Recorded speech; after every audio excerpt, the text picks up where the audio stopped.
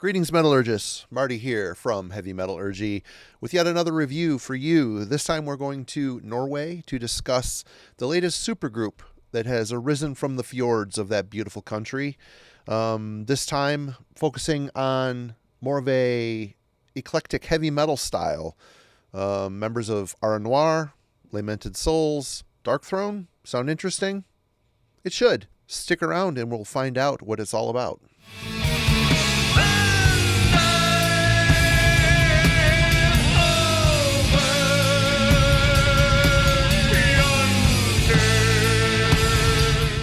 Today I'll be discussing the debut release from Coffin Storm called Arcana Rising. It was released March 29th via Peaceville Records. For those of you unaware, this is an album that kind of came out of nowhere.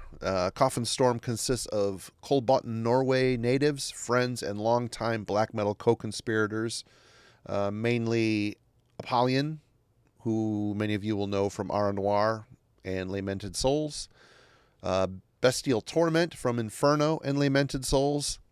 And it is to be maybe made aware of the fact that no one really ever talks about this album. This Lamented Souls album, The Origins of Misery. Very unique doom with ICS Vortex from Borknagar on vocals. Very, very, very interesting doom metal record. Also, Coffin Storm is finalized by Fenriz, of course, from Darkthrone.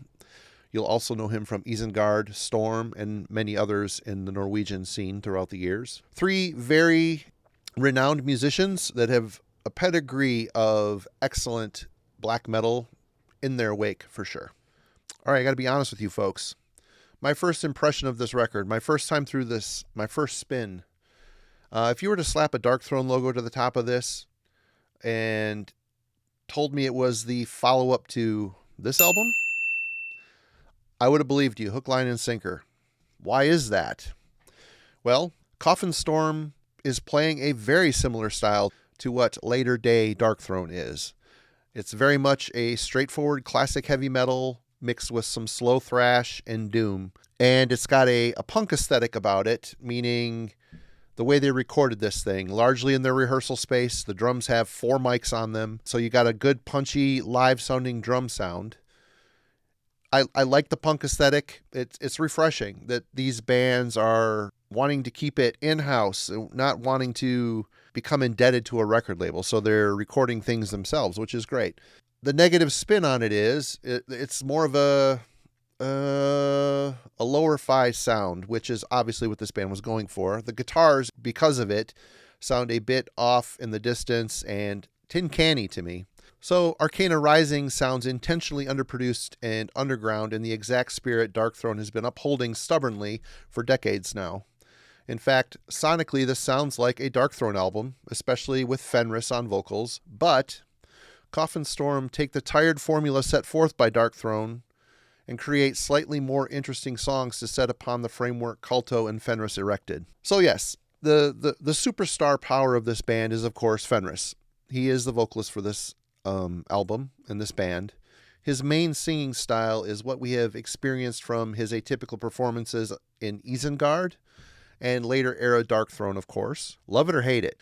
The project he did with Satyr from Satyricon Storm.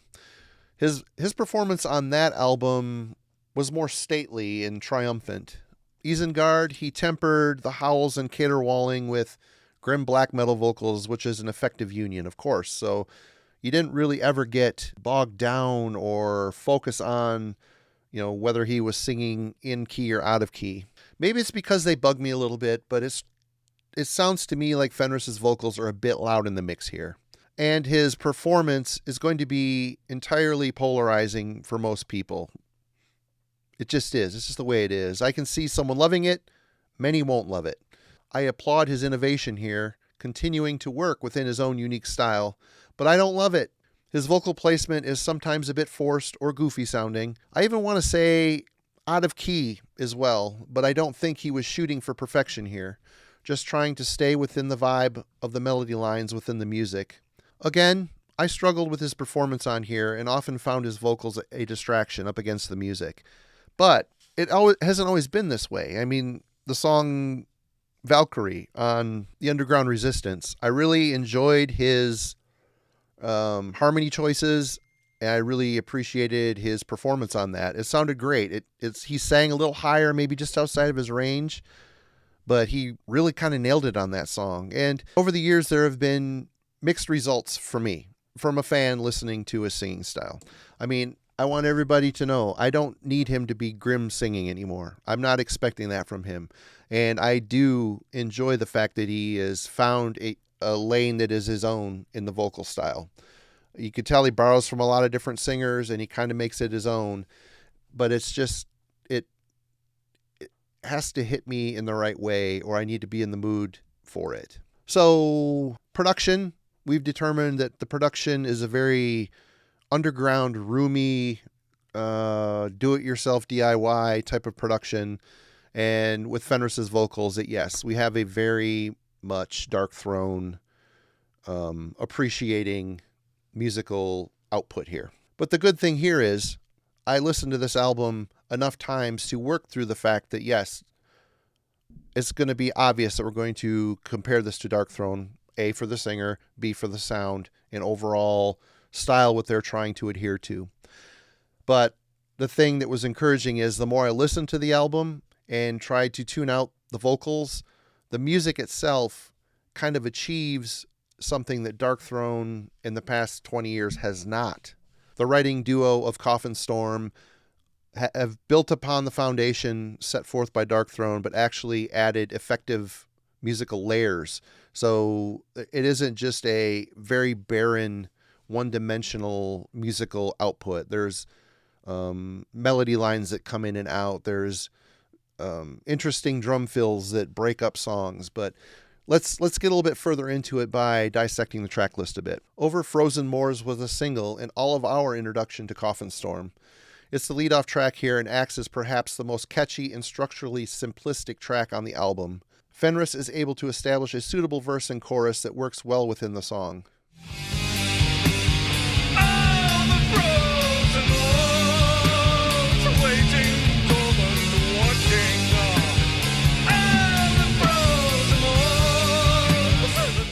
Arcana Rising contains a similar vibe to the lead-off track, but with more of a noticeable Celtic Frost crunch and movement in the riffs.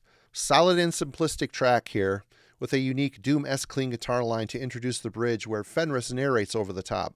I like how this part of the song builds up into the solo. It's a very interesting break from the rest of the song. The blame, wildly distributed, like a currency of fatigue and drought. The longest song on the album at 10 minutes and 25 seconds, Open the Gallows, is an ambitious track that thankfully introduces enough simplistic changes within its mid-pace plod and speed metal-fused crunch riffs played slower that the track feels more like a journey than a bore. Interesting melody lines skirt along the top to demonstrate that the songwriting duo behind this band know where and when to inject worthwhile layers to prevent monotony.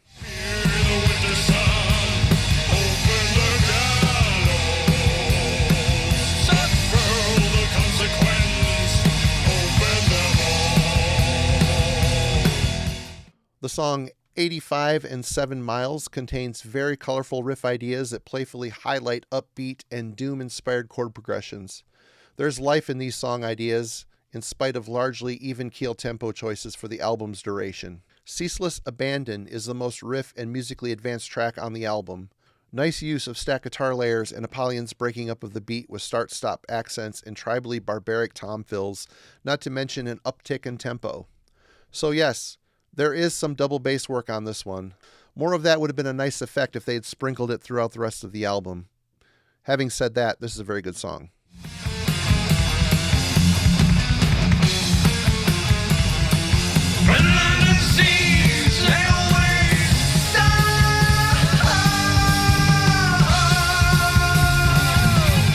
Clockwork Cult ends the album with a rhythmically powerful track. Apollyon is a great drummer that uniquely fills in the right spaces with quick and punchy accents and fills. This song also benefits from the most dense layering found on the album. I love the music, but Fenriz seems to struggle at times in finding a flow with his lyrical passages. He gets there eventually, but finding his mark makes it hard to appreciate certain aspects of this album. The towers they will fall, right we will roll you all. Destroy! With Arcana Rising, Coffin Storm have seemingly out-Darkthroned Darkthrone at their own game, in their own house, with exactly 50% of Darkthrone in the band. Though I have grown to be disappointed by Fenriz's vocals over the years, I can respect the fact that his flawed performance on this album somehow elevated it above the throngs of grim-spirited black metal screamers and have given this band what would have been a completely unique style if it weren't for that pesky Darkthrone, who just keeps popping up every year. And in closing, Coffin Storm have written a solid debut worth of tracks that are loudly lurking in the shadow of their obvious main influence. It's going to be interesting to hear how or if they progress, and if their cold-button-born conglomeration of heavy metal can topple the obvious giant in their path. Again, it's one of those albums where I am thankful that I took the time to really sit down. My first impression, I just wanted to write it off as another Darkthrone album that I listened to 3 times and never want to hear again. Repeated listens really unveiled some very cool riff ideas and song structures and songs. And where they're beating Darkthrone here is in the performance and in the songwriting. They're definitely women in the same fjord, stylistically, so to speak. But Coffin Storm just add enough layers and interesting riffs and cool melody lines and cool fills in the drum work to, for me, make me want to maybe pick up a copy of this and investigate it even further after the dust settles in this review. So yes, that's it. Coffin Storm. Thanks for checking out this review. And if you like this, be sure to check out other reviews that we have done here on Heavy Metallurgy. We're here weekly. We're probably going to be adding some more as we go along. And we all appreciate you. Thank you so much for watching. Until next time, thanks for watching.